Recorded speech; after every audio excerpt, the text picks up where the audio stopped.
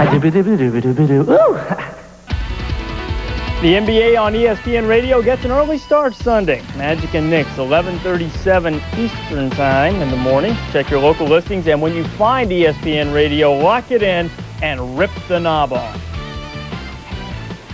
Don't look now, but the Philadelphia 76ers have lost 7 in a row. They have a record of 13-55, and if they keep losing, they've got a shot at catching the Vancouver Grizzlies for the worst record in the entire league. However, the expansion Grizzlies, with just 11 wins thus far, going to be pretty tough to catch because they've lost 18 in a row. Sixers visiting Portland. Vernon Maxwell's first appearance in Portland since he slugged a fan there last February. The fan Steve George claimed Maxwell, who was then a Houston Rocket, punched him in the face. Maxwell and Robert Horry ejected from the game. Monday, Max is back now as a Sixer, blows the dunk. And then Maxwell on the alley-oop. Well, you got the oops part right to Jerry Stackhouse. John Lucas is not happy, and you wouldn't be either if you coached this team.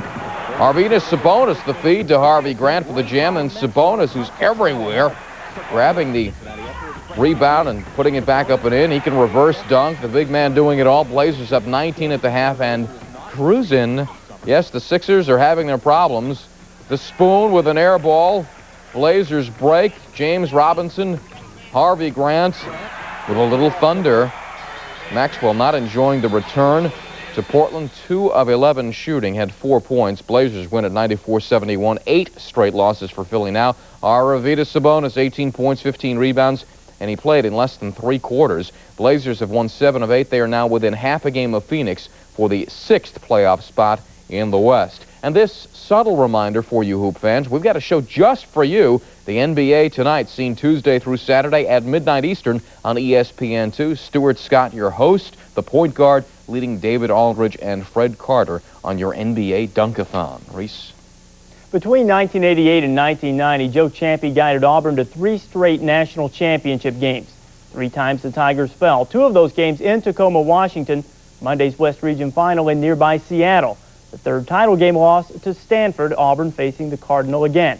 Bad vibes or a chance to exercise some demons? The highlights will be the judge. Auburn going for its first Final Four since that 1990 game against Stanford. Cardinals start out strong. Kate Starbird to Vanessa Nygaard underneath and the bucket. Then Naomi Mulatalo-Pele strong underneath, and there is much rejoicing in the Mulatalo-Pele crowd. 11-0 Cardinal. Auburn gets the momentum. Samantha Williams gets open for the 3. Tigers still down a dozen at the break. Second half, Auburn on a 13-2 run. Williams again buries the triple. Tigers within 2, but Nygaard a little too much. Weidman finds her, and Nygaard nails it. She finishes with 23, and there's that big tree again. Everybody hug a tree. 71-57 the final. Nygaard finished up with those 23. The Tigers finished the season 23-9. Cardinal has now won a school record 23 straight games. Cardinal 22 of 25 from the line, while Auburn was just 5 out of 8. 2 teams that were number 1 in the polls for much of the year, La Tech and Georgia. Markeisha Walker of La Tech goes down, dislocated right knee. Leon Barmore quickly to her side to comfort her. Georgia would go on a monster run. La Tech had a 9-point lead. But Saudia Roundtree with the lay-in. Saudia inside, now Saudia outside. Georgia just down by 3.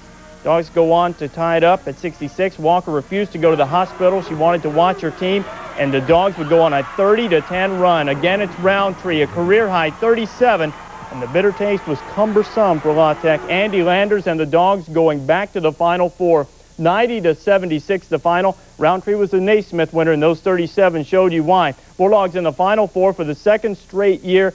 Tech coach Leon Barmore said the reason was simple, quote, "We wore out." So, Georgia returns to the Final Four. That's where the Lady Dogs will take on Stanford. Final Four starts Friday night in Charlotte, and it's the same teams that made the Final Four last year. You can see the games here on ESPN beginning at 7 Eastern Time.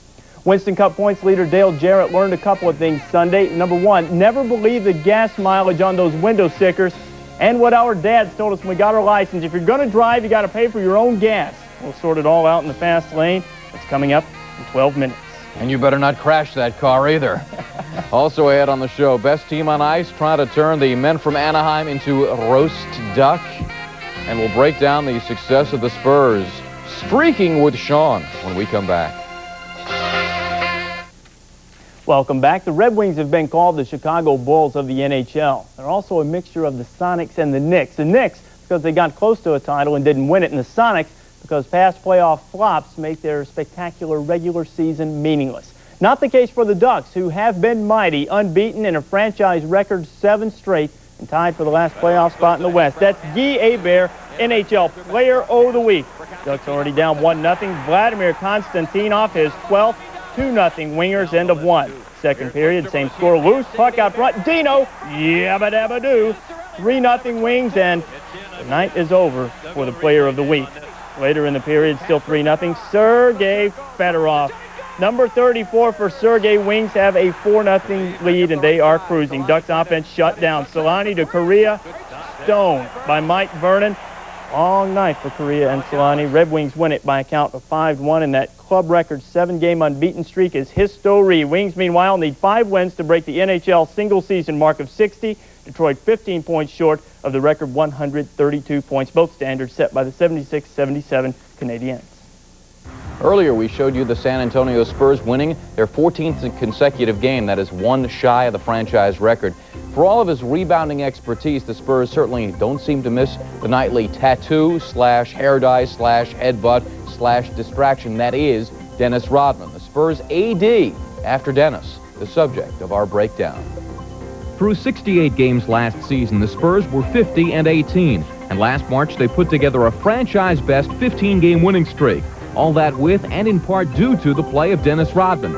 But when last season ended, the Spurs were more than willing to part ways with the Worm. This team won before Dennis, during Dennis, and it'll win after Dennis. It won with Dennis and without Dennis. So Dennis isn't the point. This team is the point.